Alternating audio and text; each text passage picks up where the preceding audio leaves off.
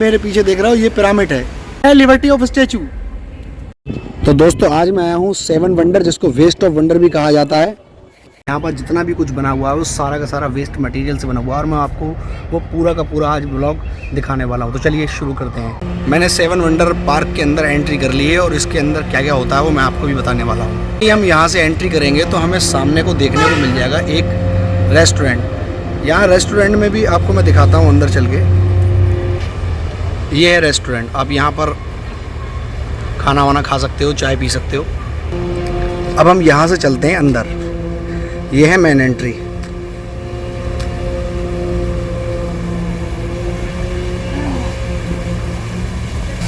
Entry करते ही हमें सामने की तरफ दिखाई देगा एक फुहारा।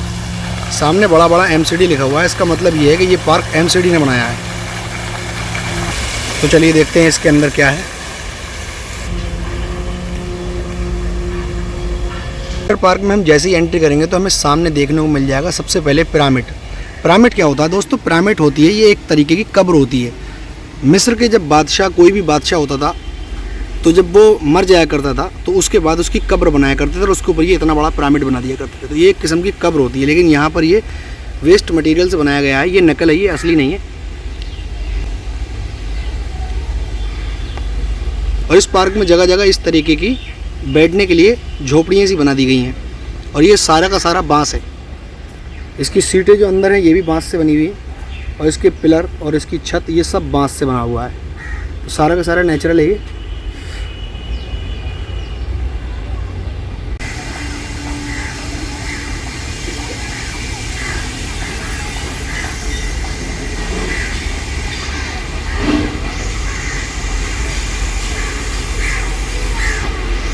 बहुत ही शानदार सी हमें एक झील मिल चुकी है।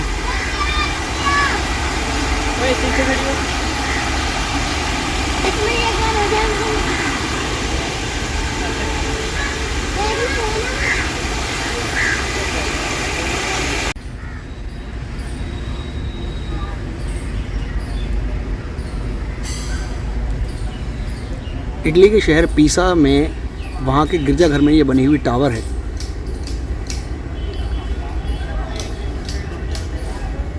इसकी खासियत ये है कि ये हल्की सी झुकी हुई है। मैं भी आपको दिखाता हूँ। ये हल्की सी झुकी हुई है। ये झुका हुआपन जो है इसका, यही इसकी खासियत है। वहाँ के गिरजाघर में बनी ये मीनार जो है, पीसा मीनार, ये भी एक वंडर कही जाती है। इसकी खासियत ये है कि एक तरफ को हल्की सी झुकी हुई है, इसी वजह से ये सारी दुनिया में प्रसिद्ध है। और इसके बराबर में यहाँ पर आईफिल टावर बना रखा है, वो दिखाता हूँ अभी आपको।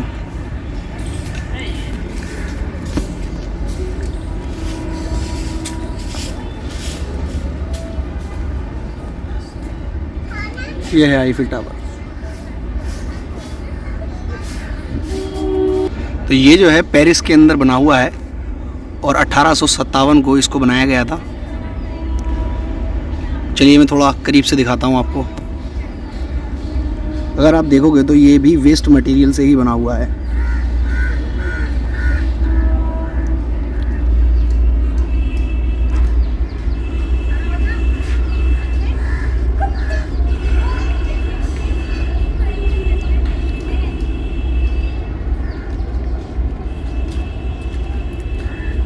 ये देखो,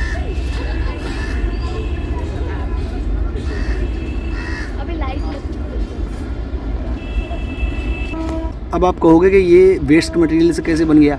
ये तो सारा का सारा लोहे से बना हुआ है। तो मैं बताता हूँ आपको कि ये वेस्ट मटेरियल वो है, जैसे कि जो भी कबाड़े का सामान होता है, जैसे गाड़ी हो गई और बहुत सारे कबाड़े के सामान होते हैं, टूटे फूटे लोहे, प्लास्टिक वगैरह, तो उसमें से लोहे को पिघलाकर उसका ये आकार जो है बदल दिया गया है।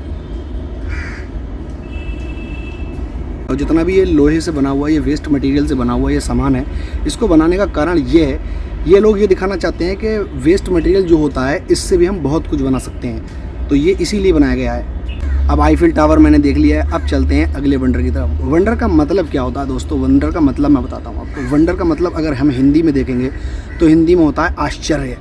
जैसे कोई चीज़ होती है आश्चर्यजनक तो हम उसको वंडर बोलते हैं। और इसी तरीके से अगर उर्दू में देखेंगे तो हैरान कर चीज़, जैसे जिस चीज़ को हम देख के हैरान हो जाते हैं तो हैरान का मतलब होता है वंडर। तो वंडर जो है इसको कहते हैं, मतलब हैरान करने वाली चीज़, आश्चर्यजनक, तो इसको वंडर बोलते हैं। तो इसीलिए इसका नाम रखा है वंडर पार्क। तो इसका 7 वंडर नाम भी है और इसका वेस्ट ऑफ वंडर भी नाम है।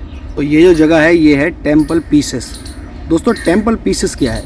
ये रोम के अंदर एक मंदिर बना हुआ है और इस मंदिर के अंदर बैठने की जो क्षमता है लोगों की, वो लगभग 50,000 से 80,000 लोग तक इसके अंदर बैठ सकते हैं। और इसको एक शांति का प्रतीक माना जाता था कि यहाँ पर बैठ के लोग जो है शांति से भगवान को मतलब याद कर सकते हैं।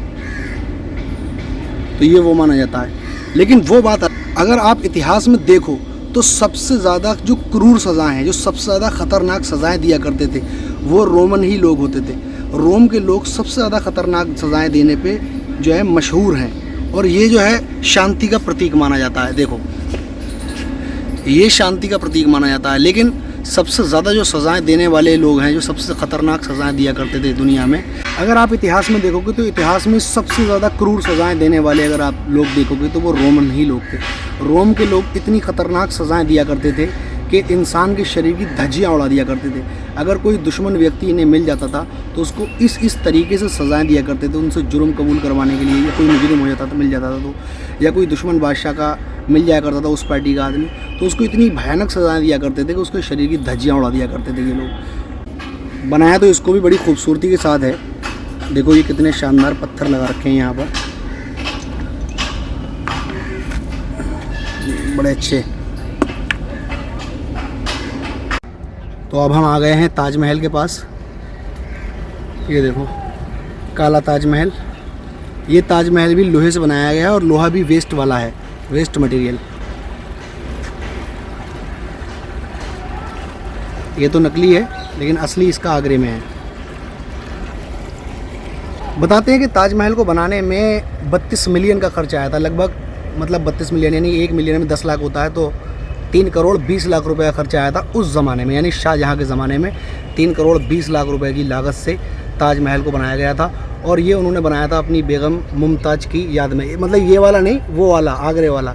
ये तो मतलब कबाड़े से बना हुआ है। और ये जो प्रतिमा है ये है रियो रिडीमर। इसका ओरिजिनल तो बना हुआ है ब्राज़ील में, लेकिन ये यहाँ पर दिल्ली में वेस्ट ऑफ वंडर पार्क में भी बना हुआ है और ये भी वेस्ट मटेरियल से बना हुआ है। दोस्तों ये जो जगह देख रहे हो आप, ये है लिबर्टी ऑफ स्टैचू। ये हम आ चुके हैं लिबर्टी ऑफ स्टैचू पे। ये 1886 में अमेरिका के न्यूयॉर्क शहर में, यानी 18 अक्टूबर 1886 को न्यूयॉर्क शहर में इसको बनाया गया था अमेरिका के। और उसका जो है यहाँ पर समझ लो कॉपी पेस्ट कर दिया गया है। और ये भी वेस्ट मटेरियल से बनी है। इस पार्क में काम चल रहा है। ये देखो वेस्ट मटेरियल से ये बना रहे हैं। ये शायद डायनासोर बना रहे हैं। पार्क में जो आवाज़ें गूंज रही हैं लोहा तोड़ने की और वेल्डिंग करने की, वो यहीं से आ रही हैं। ये पार्क सुबह को 11 बजे खुल जाता है और रात को 11 बजे तक खुला रहता है। और इसका टिकट है 50 रुपये का, जो कि आपको ऑनलाइन नहीं मिलेगा, यहाँ से आपको ऑफलाइन ही लेना होगा। और यहाँ का सबसे करीब मेट्रो स्टेशन जो है हज़रत निज़ामुद्दीन स्टेशन है। हज़रत निज़ामुद्दीन मेट्रो स्टेशन से आप आएंगे तो 3 नंबर गेट से बाहर निकलने के बाद बस वहीं सामने ही आपको ये दिखाई दे जाएगा। आज का व्लॉग मैं यहीं पे ख़त्म करता हूँ। वीडियो कैसी लगी दोस्तों ये बता देना कमेंट करके ज़रूर। और वीडियो अच्छी लगी हो तो लाइक कर देना और चैनल को सब्सक्राइब कर देना। मिलते हैं फिर एक नई वीडियो में, तब तक के लिए बाय बाय।